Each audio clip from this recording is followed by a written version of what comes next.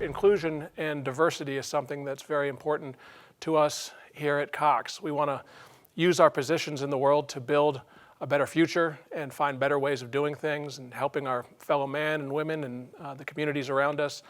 And when I think about somebody who's done that more than anybody else I know in my life, I think about my grandmother, Anne Cox Chambers, who was the daughter of our founder, my grandmother on the board of this company for many, many years.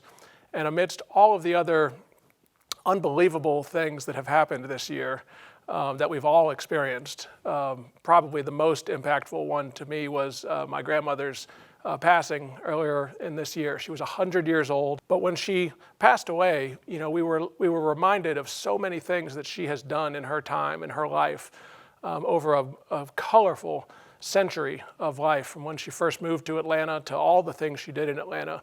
And she made a huge difference. She also was a big supporter and benefactor of the botanical gardens and lots of other things. But the thing that was really neat about her was she wouldn't just give money. She gave time and she gave effort. I said in her eulogy that she probably spent more time on her hands and knees digging holes in the dirt than anybody in that room. And that room had hundreds of people in it, but she was a gardener at heart. She loved animals, she loved gardens, she loved the arts, and she gave a lot to her community and made a huge difference in Atlanta. And so today we are going to inaugurate something called the Anne Cox Chambers Award. There have been so many things that have happened this year that have garnered someone being recognized for community service, but I haven't seen anybody that is more deserving of it than our special guest that we have with us today, Christine Romero, who is down in Beaumont, Texas.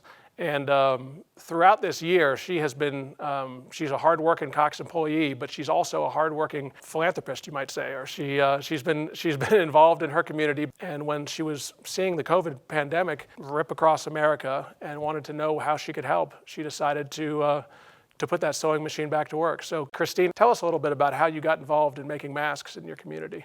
I wanted to help so badly, and I didn't know what I was going to do. And so I just started sewing, and it originally started off in my neighborhood where there's so many people that are elderly in my neighborhood, and I look out for a lot of them. There's a lot of people with immune compromised systems that cannot get sick. So I started making masks for those people specifically so that they could go to the grocery store, do everyday things just so that they could continue living outside of their home without fear of getting sick. And I posted something on Facebook just letting them know that I was doing this, and somehow that got shared and shared and shared, and it made it everywhere.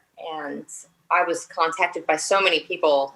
NYU in New York City reached out to me, the hospital there. They were desperate for masks. So I made a little over 1,000 masks for them. And then somebody within the company actually reached out to me and asked me if I would be willing to make masks for the USS Mercy ship docked in California. They were there on the front lines working with COVID patients, and they weren't allowed to leave the ship. So I sent masks to them, and just people within my community, the hospitals. There's several here just in my community that needed them so badly. Did you have any help, or did anybody join in with you? My 10-year-old daughter, Paige, there were days that I was just hours upon my eyes were twitchy because I'm staring at the sewing machine for so long. And she would be like, "Mom, let me do it for a little bit." And she would take my place just long enough for me to rest my eyes for a little bit. So. Wow. And in the end, how many masks did you wind up making? Oh, I stopped counting. But I think my last count was a couple months ago. It was about 3,200 masks. And have you calculated the amount of hours that must have been logged in to do that? Days and just days and days of sitting at that from the moment I wake up to the moment I go to bed at night. Well, so. It's an amazing story, and it's people like you that make a difference in other people's lives. And it's important that we shine a light on that. This is the first and only one that exists, and there'll be others for other people that win this in the future. But her favorite flower was the peony, and so this is a peony.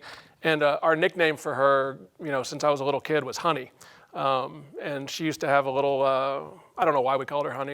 It went back a long way, but she used to always she loved gardening, and then she had a little emblem, a little thing she'd wear that was a little bee. So sometimes people call her Honey Bee, but it's sort of a symbol of, taking goodness and passing it on, pollinating and creating life, and and beauty for the next generation. So you'll be receiving this. I wish I could be there in person with you to give it to you myself, because I'd give you a big hug and say thank you for making a difference in the world. And we give this to you in honor of my grandmother, who was also somebody who got involved and made the world a more beautiful place. But thank you for what you did. Thank you for sharing your story with us, and look forward to sending this to you. Thank you so much. And thank you for making it also not only a part of your life, but a part of Cox, and allowing us to celebrate it with you.